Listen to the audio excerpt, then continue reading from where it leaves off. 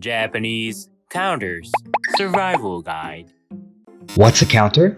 Let's say there's a cake and you took 3 pieces. You would say, I have 3 pieces of cake rather than I have 3 cakes. Here, pieces is a counter. Japanese also has counters, over 500 of them actually. Use a different counter word depending on if you're talking about birds, stick-shaped objects, or people. First, you need to decide which counter to use for the noun you're hoping to count. Let's learn the most important counter, tsu. This counter is so useful because it counts things, almost anything. You'll use it every single day in Japan. If you're not sure what counter to use for an object, you can usually get your message across by using this one.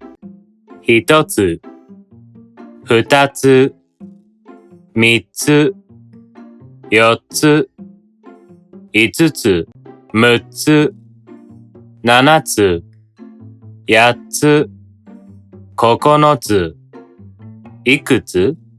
One of the most common ways to use this counter is when ordering at a restaurant. Here are 2 example sentences you might hear in this scenario. コーヒーを2つください。ハンバーガーを3つもらえますか? Questions?